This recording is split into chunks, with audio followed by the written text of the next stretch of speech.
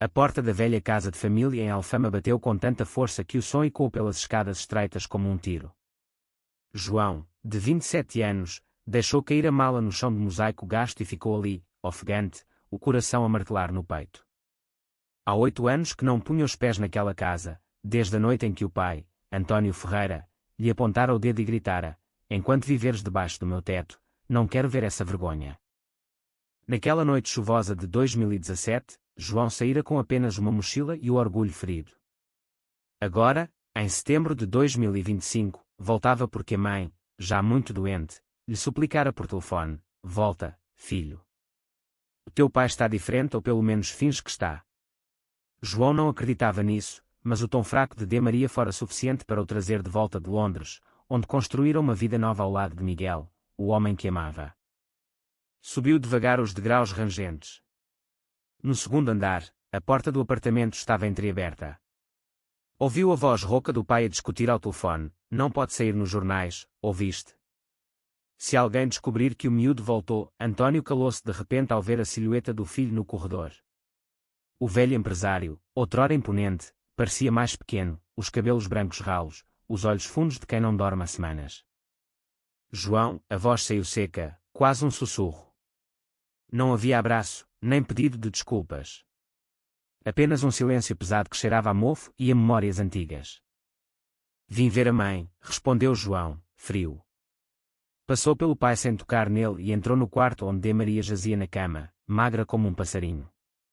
Ao vê-lo, os olhos dela encheram-se de lágrimas. "Meu filho, finalmente." Ela estendeu a mão trêmula. João ajoelhou-se ao lado da cama e beijou-lhe os dedos frios.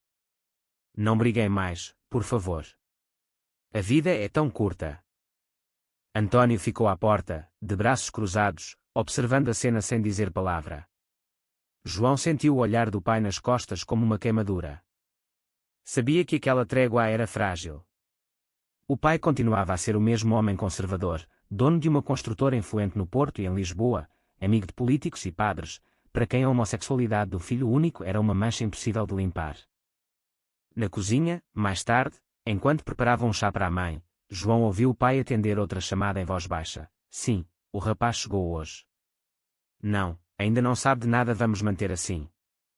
Desligou rapidamente ao perceber que João escutara. "Saber do quê?" perguntou João, a voz baixa mas firme. "Nada que te diga respeito", cortou António, virando-lhe as costas. Mas João já sentia no ar o cheiro de segredo podre. Algo estava errado, muito errado.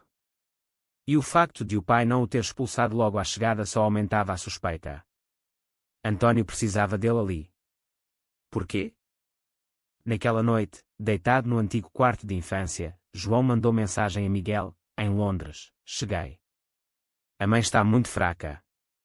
O meu pai age estranho. Sinto que há qualquer coisa que não me contam." Miguel respondeu de imediato: "Tem cuidado, amor. Se precisares de mim, pego já no avião." João sorriu no escuro. Miguel era o seu porto seguro, o homem calmo e inteligente que o ajudara a curar as feridas da rejeição familiar. Tinham planos de casamento civil no próximo ano. Mas agora, de volta àquela casa, todas as cicatrizes pareciam reabrir. Do outro lado da parede fina, ouviu o pai tossir e falar ao telefone outra vez, quase sussurrando: "Se o João descobrir que eu não, isso não pode acontecer. A empresa vai abaixo." A reputação, a frase ficou suspensa. João sentou-se na cama, o coração acelerado. Que segredo era aquele capaz de destruir a reputação imaculada de António Ferreira, o homem que o deserdara por ser gay? Na manhã seguinte, o sol entrava pelas persianas velhas e pintava riscas douradas no chão. João acordou com o som de vozes abafadas na sala. Reconheceu a do pai e outra mais jovem, nervosa. Curioso, aproximou-se da porta entreaberta. "Não podes contar-lhe, António?" "Prometeste", dizia o rapaz. A voz parecia familiar, mas João não conseguia identificar. "Eu sei, Rafael. Mas ele está aqui agora." "Se descobrir sozinho, vai ser pior", respondeu António, num tom que João nunca ouvira, quase suplicante. Rafael. O nome atingiu João como um soco. Rafael era o filho mais novo do sócio do pai, praticamente criado com João como um irmão mais novo. Tinha agora 22 anos. Quando João saíra de casa, Rafael era um adolescente tímido que o seguia para todo o lado, admirando-o em silêncio. O que fazia ele ali tão cedo, e por que razão o pai parecia tão assustado? João abriu a porta de repente. Rafael virou-se, pálido. Era um jovem bonito, cabelo escuro encaracolado, olhos grandes e assustados. Vestia uma camisola larga que parecia pertencer a outra pessoa. João. Rafael engoliu em seco. Não sabia que tinhas voltado. Pelo visto, ninguém me conta nada nesta casa, respondeu João, olhando alternadamente para o pai e para Rafael. António levantou-se bruscamente. Não é hora para discussões. O Rafael veio ajudar com os papéis da empresa. Mas Rafael baixou os olhos, vermelho como um tomate. João percebeu imediatamente que havia ali muito mais do que papéis. A tensão entre os dois era palpável, uma mistura de medo e cumplicidade. Durante o pequeno almoço, de Maria, já um pouco melhor, pediu que os três se sentassem à mesa juntos, como nos velhos tempos. António resmungou, mas obedeceu. Rafael ficou também, sentado ao lado de António, as mãos trêmulas em volta da chávena. Rafael tem passado muito por cá para me fazer companhia, explicou a mãe com um sorriso fraco. É um anjo. João observou o modo como Rafael evitava olhar para o pai diretamente, mas ao mesmo tempo parecia procurar aprovação nos gestos dele. Havia ali uma intimidade estranha, quase terna, que não batia certo com a diferença de idades nem com a relação de tio que António sempre tivera com o rapaz. Após o pequeno almoço, António chamou João ao escritório, um quarto escuro cheio de troféus empresariais e fotografias antigas onde João aparecia ainda criança, antes de tudo ruir. Quero que fiques aqui até a tua mãe melhorar, disse António sem rodeios. E quero que não faças perguntas sobre o Rafael. João ergueu uma sobrancelha. Porquê? O que escondes? António hesitou, algo raro nele. Há coisas que um pai faz para proteger a família. Coisas que tu não entenderias. Experimenta, desafiou João. O pai respirou fundo. O Rafael está em dificuldades. A família dele cortou relações. Ele precisava de um sítio para ficar. Eu ofereci-lhe abrigo. Só isso. Mas João não acreditou. Havia algo nos olhos do pai, um brilho de culpa misturado com carinho que ele nunca vira dirigido a si próprio. E Rafael, ao despedir-se à porta, tocara brevemente no braço de António, um gesto rápido mas carregado de significado. Na rua, João ligou a Miguel e contou tudo. Acho que o meu pai está envolvido com o Rafael. Do outro lado da linha, Miguel ficou em silêncio alguns segundos. Tens a certeza? Não. Mas se for verdade explica porque ele me odeia tanto por ser gay e ao mesmo tempo protege outro rapaz na mesma situação. Ou talvez, disse Miguel com cuidado, o teu pai esteja a tentar redimir-se do que te fez, ajudando alguém que passa pelo mesmo. João não respondeu.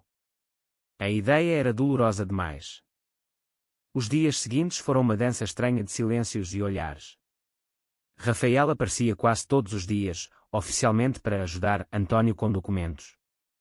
Mas João reparava nos detalhes, o modo como o pai lhe servia o café exatamente como ele gostava, sem açúcar e com um pingo de leite, como Rafael se sentava mais perto dele no sofá, como António, ao pensar que ninguém via, pousava a mão no ombro do rapaz com uma ternura que nunca demonstrara ao próprio filho.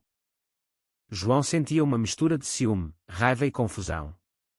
Se o pai era capaz de aceitar Rafael, por que nunca aceitara ele próprio? Uma tarde, ao voltar mais cedo de uma caminhada pelo bairro, João encontrou a porta do quarto do pai entreaberta. Ouviu vozes baixas. Não suporto mentir ao João, dizia Rafael, a voz embargada. Ele merece saber que nós... Não, cortou António, firme mas suave. Se ele souber que estamos juntos, vai usar isso contra mim. Vai contar ao mundo. A empresa, os contratos públicos, tudo ruirá. Já perdi um filho por causa disto, não suporto perder também a reputação. Rafael soluçou baixinho. Mas tu perdeste-o porque o afastaste, António. Não por ele ser gay. Por não o amares o suficiente. Silêncio. Depois, o som de um beijo rápido, contido. João recuou, o coração aos saltos. Era verdade. O pai, o homem que o expulsara por ser homossexual, estava agora numa relação secreta com um rapaz 25 anos mais novo, o filho do seu melhor amigo e sócio. Naquela noite, João confrontou Rafael no jardim das traseiras, onde o rapaz fumava nervoso. Quanto tempo? Perguntou diretamente. Rafael quase deixou cair o cigarro. João, por favor. Quanto tempo estão juntos? Rafael baixou a cabeça. Quase 2 anos. Começou depois de eu contar ao António que era gay e que os meus pais me tinham posto na rua. Ele acolheu-me. Primeiro como amigo. Depois mais. E ele tem 63 anos, disse João, a voz carregada de amargura. E tu 22. Eu sei como parece, respondeu Rafael, olhos marejados. Mas ele tem sido o único que me aceitou como sou. Apesar de tudo o que diz em público, apesar do medo, ele ama-me. João sentiu um nó na garganta. E a mim, rejeitou-me. Porque ele tem pavor que o mundo saiba, explicou Rafael. Ele acha que pode controlar isto enquanto for segredo. Contigo eras o filho. Não conseguia esconder. Naquela noite, João não conseguiu dormir. A hipocrisia do pai era asfixiante. Mas, ao mesmo tempo, via nos olhos de Rafael o mesmo sofrimento que ele próprio sentira anos antes, o medo de ser descoberto, a necessidade desesperada de aceitação. A saúde de D. Maria piorou subitamente. Foi internada no Hospital de São José com insuficiência respiratória grave. A família reuniu-se na sala de espera, um espaço frio e impessoal. António parecia envelhecer 10 anos numa noite.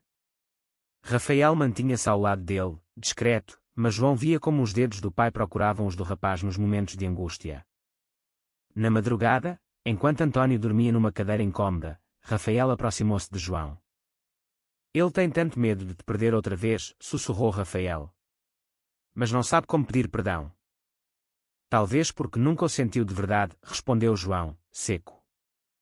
Sentiu, sim, insistiu Rafael. Quando soube que vinhas, chorou.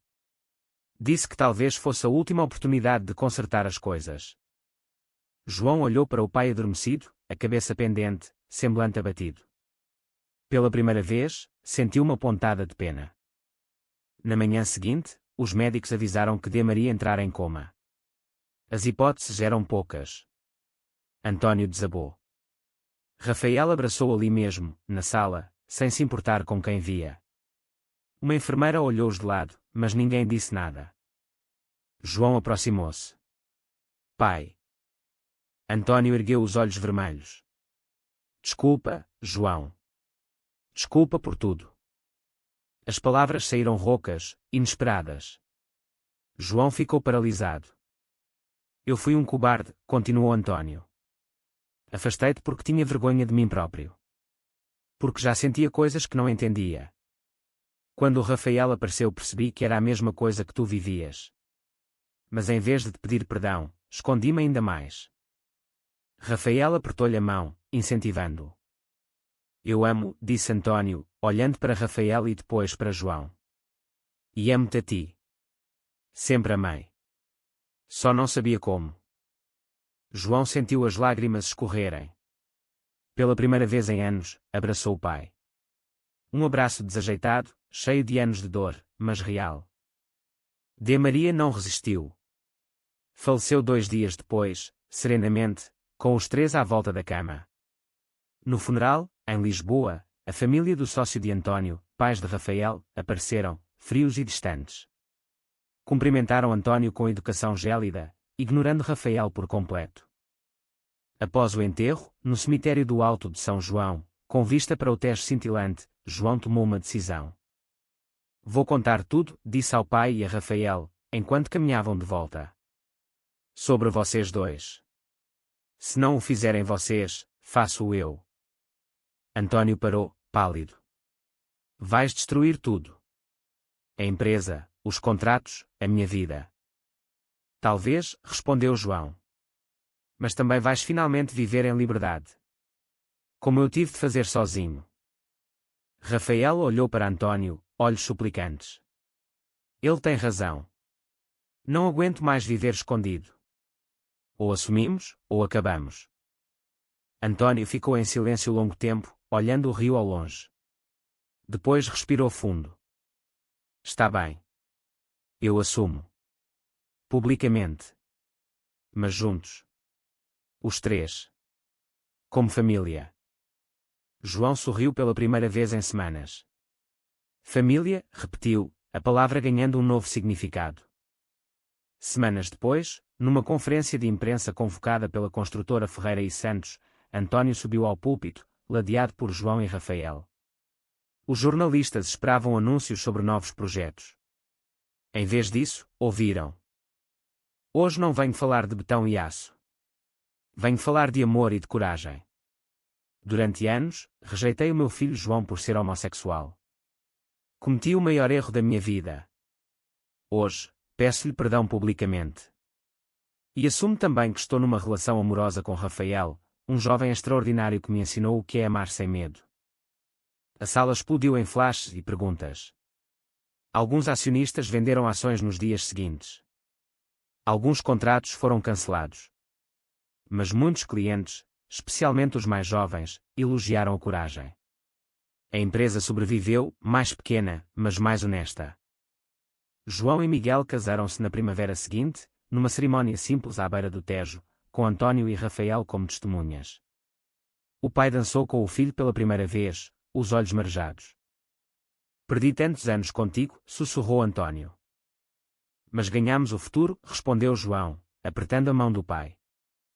Rafael, ao lado, sorriu, finalmente livre. A família, reconstruída sobre as ruínas do silêncio, era agora mais forte do que nunca. E assim, num país ainda cheio de preconceitos, 4 homens aprenderam que o amor, quando finalmente dito em voz alta, tem o poder de curar feridas profundas e de construir pontes onde antes só havia abismos.